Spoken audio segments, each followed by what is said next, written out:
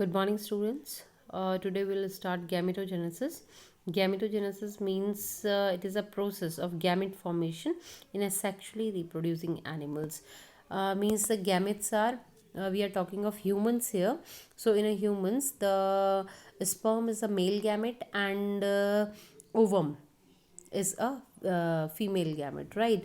So these are actually developing from the germinal epithelium, as they have told you that the gametes are produced in the gonads by the series of changes in the epithelial germinal epithelial cells. Okay, so this you have to keep in mind that the gametes are not formed originally, means आपकी body में पहले से ही कोई sperm या egg नहीं बना हुआ होता है. एक्चुअली वो नॉर्मल सेल्स होते हैं और नॉर्मल सेल्स से ही these are called the germinal epithelial cells and these then get transformed to become the sperm और ovum.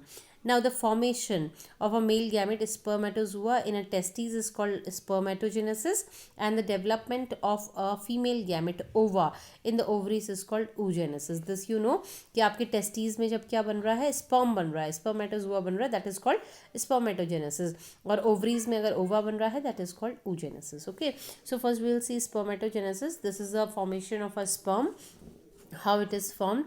Now the process of spermatogenesis occurs in a testes. ये आपको पता है testes आपका मेन ऑर्गन है जो कि reproduction means it is forming the male gamete, है ना. तो testes में ही ये बनेगा and this is again the cells, the germinal epithelium forms the spermatozoa by spermatogenesis. तो spermatogenesis क्या है, प्रोसेस है. और अभी मैंने आपको बताया था कि जर्मिनल एपिथेलियम जो है वो ही एक्चुअली स्पर्मेटोजोआ को बनाता है. A continuous process that can be divided into following 4 steps. Now spermatogenesis they have divided into 4 steps. First is spermatocytogenesis, right? Second one is your meiosis 1, meiosis 2 and last is your spermiogenesis. ठीक है, तो ये आपका spermatocytogenesis, इसमें क्या होता है कि you are having one cell epithelial germinal cells, germinal epithelial cells, and this forms the primary germ cell. Okay, we'll move to the diagram and we'll see this diagram is again very important. Many times it has come for 5 marks, a detailed question in board exams also and in pre-boards also. So you please go through this. ये वाला और जो आपका oogenesis है, दोनों के दोनों exam में आए हैं. Many times they have come for the 5 marks question. Okay, आपको ये बनाना होता है. This diagram is must, you have to draw this. Okay, so first ये आपका this one is the primary cell, primary germ cell with a diploid chromosome. मतलब ये आपका जो पहला सेल है ना, ये आपका एपिथेलियल सेल है. एपिथेलियल सेल जो है this is 2x number. 2x मतलब डिप्लॉइड है ये. और डिप्लॉइड क्या होता है कि सबसे पहले शुरू में माइटोसिस होता है. Mind it, I am saying mitosis not meiosis. ठीक है, तो माइटोसिस क्या कर रहा है, नॉर्मली एक सेल से 2 बनेंगे और फिर 2 से क्या बन गए, ये 4 बन गए. ठीक है, तो पहले आपके जो सेल्स होते हैं डिप्लॉइड ही होते हैं नंबर में, और डिप्लॉइड सेल्स जो होते हैं ये काफ़ी सारे डिवाइड हो जाते हैं. मतलब 1 से 2 बने, 2 से 4 बन गए, like that there are so many means cells are formed. ठीक है, now this is called spermatogonia, है ना. जब भी तक ये अभी 2x में है ना, तो 2x में ये स्पर्मेटोगोनिया ही रहेगा, right. Then this is called primary spermatocyte. ये वाला जो सेल है इसमें से एक, we are taking only one as a example, है ना. इन सबके साथ यही सब होना है. ठीक है, जो आगे इसके साथ हो रहा है. नाउ 2x है तो 2x ये हो गया. Now first maturation division, here you can see ये पहला वाला क्या था, this was a multiplication phase. तो मल्टीप्लिकेशन में सिर्फ माइटोसिस हो रहा है. और मल्टीप्लिकेशन के बाद सेकेंड फेज है ग्रोथ फेज. ग्रोथ फेज का मीनिंग होता है that this cell which has been divided, जब ये डिवाइड होगा ना शुरू में, तो this will be very small in size. So this is called growth phase because it will attain full development, है ना. जितना मेच्योर हो सकता है ये सेल और जितना बड़ा हो सकता है ये उतनी मेच्योरिटी अटेन कर लेता है. सो this is a primary spermatocyte. तो यहाँ से एक्चुअली जो स्पर्म का बनने का प्रोसेस है that starts. Okay, now here first maturation division, मतलब यहाँ पे पहला आपका मियोसिस होता है. दिस दे हैव शोन, ये आपका स्पर्मेटोसाइटोजेनेसिस जो था ना, ये this I have covered. Okay, ये यहाँ पे ग्रोथ फेज इन्होंने बताया. You can go through the text, I am showing it with the diagram only. Okay, तो ये हो गया आपका ग्रोथ फेज, हमने बता दिया है ना।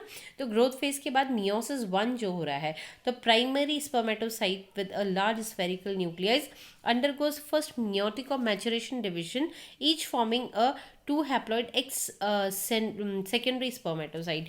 ये देखिए, this was 2x in number. तो पहला मैचुरेशन डिवीजन जो हो रहा है ये पहली बार हो गया है डिवाइड, और डिवाइड होके it is forming single haploid x. आपको दिख रहा होगा एक सिंगल एक्स है, सिंगल एक्स है, ठीक है। तो ये आपका पहला मियोसिस हो गया। And meiosis you know in 10th also you have studied that it is a reduction division, है ना। इसमें हाफ हो जाता है नंबर ऑफ क्रोमोजोम, तो यहाँ पर ये नंबर ऑफ क्रोमोजोम्स हाफ हो गया है, ठीक है। फिर इसके बाद दोबारा से देखिए second maturation division, it means second meiosis, है ना। ये मियोसिस जो है ये दूसरा हो रहा है। तो यहाँ पे क्या होता है कि second meiosis means it is just like mitosis only, है ना। इसमें अब हैप्लॉइड नहीं होना है। ऐसा नहीं है कि हम मियोसिस 2 बोल रहे हैं तो दोबारा से कुछ रिड्यूस होना है, रिड्यूस नहीं होगा। It is simple mitotic division only, है ना। तो यहाँ से ये एक्स तो हो ही रखा था, इस एक्स से जो है आपके इन 11th standard you have studied meiosis, है ना। तो अगर आपको याद आ रहा होगा तो आपकी एक सेल से कितने बनते हैं, from 1 single cell the 4 cells are formed, है ना, हैप्लॉइड सेल्स। तो ये आपका पहला मियोसिस हो गया यहाँ पे, और उसके बाद इस एक से 2 बने, इस एक से 2 बने, है ना। दिस इज सिंपल माइटोसिस, है ना। इसके बाद मतलब, है ना, यहाँ हैप्लॉइड हो गया, हैप्लॉइड के बाद ये आपका सिंपल माइटोसिस चल रहा है, तो उसी को हम सेकंड मियोसिस बोलते हैं। So this means X this many cells are formed from a 1 cell, okay. अब इसके बाद क्या होता है कि ये आपका डिवाइड होके ये बन गया है। Now this are the steps. तो फोर्थ स्टेप आपका क्या है, फोर्थ स्टेप इज स्पर्मियोजेनेसिस। अब स्पर्मियोजेनेसिस में ये सब हो गया है ना, the process of transformation of a circular spermatid. तो फोर्थ स्टेप में क्या हो रहा है कि ये जो आपके सर्कुलर स्पर्मेटिड्स है ना, ये आपके अब स्पर्म का शेप ले रहे हैं, ठीक है। तो this is the formation of a sperm. First will take the epithelial cell, mitosis happens, ये ग्रोथ फेज है, ये पूरा अटेन कर लेगा। अटेन करने के बाद मियोसिस होता है, मियोसिस से आपके 2 सेल्स बन गए, और 2 से ये बाद में सेकेंड मियोसिस में 4 सेल्स बन गए। तो actually these are circular in shape, so we don't want the circular, don't want means we don't have circular sperms, we directly we have this type of sperms, because this type of sperms are easy to float, है ना। तो इसमें tell होती है, head होता है, you know the diagram of a sperm, है ना, you have already gone through previous in the chapter. तो आपका जो एक्चुअली में स्पर्म बनना है वो फिर यहाँ पे बनना शुरू हो जाता है। तो यहाँ पे ये बन रहा है, तो यू कैन सी इसमें जो न्यूक्लियस होता है of a spermatid becomes the head, this is the head, okay. ये आपका न्यूक्लियस है, ये हेड वाला पोर्शन बन जाता है। इसके बाद if you remember there is a mitochondria, और माइट्रोकॉन्ड्रिया के बाद टेल है। तो माइट्रोकॉन्ड्रिया क्या करती है, एनर्जी देती है for the lashing movement of a tail in a sperm, right. तो this Golgi apparatus of a spermatid contains the proteolytic enzyme and becomes the acrosomal cap. Acrosomal cap, I hope you know कि आपके sperm के आगे एक acrosomal cap होती है।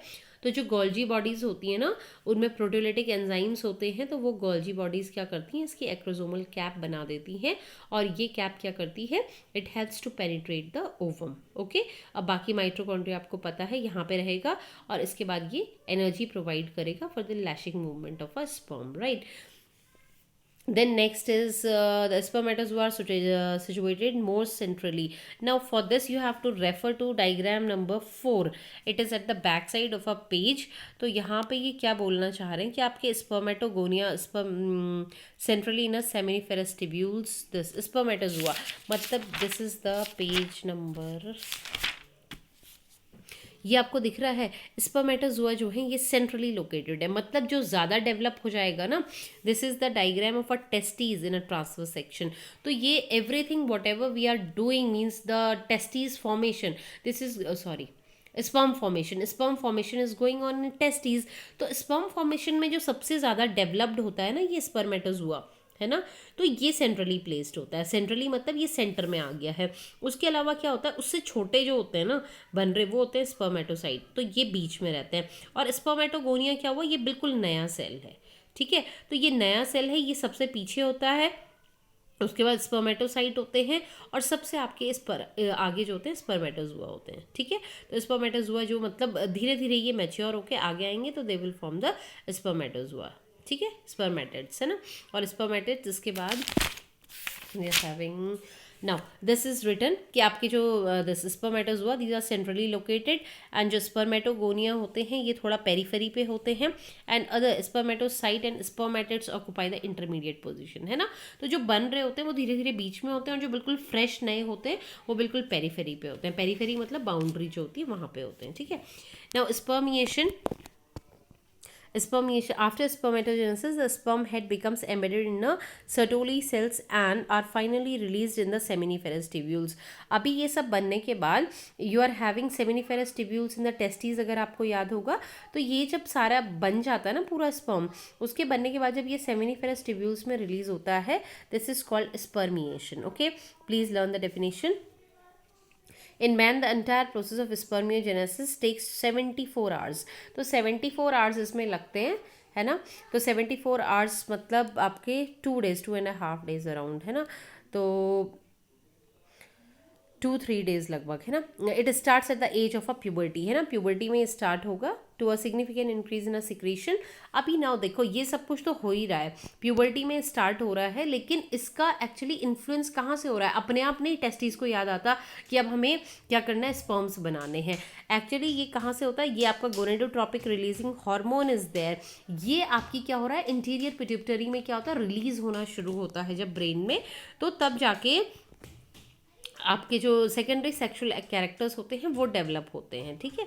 तो this is gonadotropic releasing hormone, learn the full form, and continuous in a old age. तो ये आपकी प्यूबर्टी से स्टार्ट हो रहा है, ओल्ड एज तक आपको मेल्स में देखने को मिलेगा ये।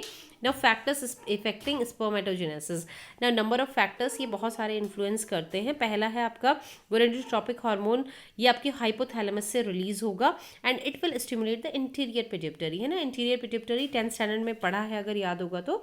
नाउ विच देन स्टिमुलेट्स, फिर उसके बाद क्या होता है, इंटीरियर पिट्यूटरी आपके 2 हार्मोन रिलीज करने को कहती है। One is the luteinizing hormone LH and second one is your follicle stimulating hormone FHS। Okay, LH जो होता है ये आपके लीडिक सेल्स में होता है। If again you remember 10th standard, you might be remembering कि लीडिक सेल्स जो हैं वो टेस्टोस्टेरोन को निकालते हैं, रिलीज करते हैं मेल्स में, है ना।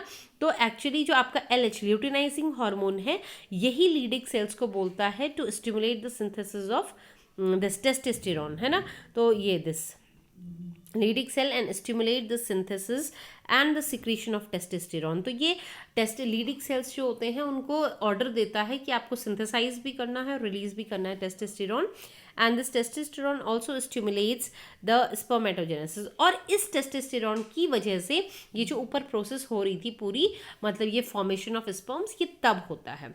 तो the main thing is that our brain and our this endocrine system starts releasing the hormone, और वो हार्मोन रिलीज होने के बाद एपिथेलियल सेल्स क्या करते हैं, तब इस सारे प्रोसेस को करते हैं। Got it. दूसरा हार्मोन था आपका FSH, ये आपके सर्टोली सेल्स में stimulate the secretion of other factors. ये और सारी चीज़ों को स्टिमुलेट करेगा, मतलब बाकी जो और हेल्प चाहिए स्पर्म को फाइनली फॉर्म करने के लिए वो सारे सिक्रीशन ये रिलीज करता है। Now the fact that the testes hang this, you know that testes जो होती हैं आपकी बॉडी से बाहर हैंग कर रही हैं so that the temperature of 2-3 degrees low, मतलब आपके बॉडी टेम्परेचर से 2-3 डिग्री कम टेम्परेचर जो है वो मेंटेन हो, for that the testes are hanging out. So this is very important for sperm formation. Sperm formation is not possible without lower temperature. अगर आप high temperature body का होगा तो टेस्टीज जो होती हैं वो बन नहीं पाती हैं, है ना। तो टेस्टीज जो स्पर्म्स नहीं बन पाते। So everything you can go through the text. इसके बाद धीरे धीरे जैसे जैसे वो मेल के रिप्रोडक्टिव सिस्टम में पास होता रहता है क्या आपका स्पर्म, वो धीरे धीरे मैच्योरिटी को अटेन करता रहता है, और अटेन करने के बाद finally it becomes motile and it gets ejaculated. Okay, please go through the text and read this. Oogenesis I'll take in a next video. Thank you.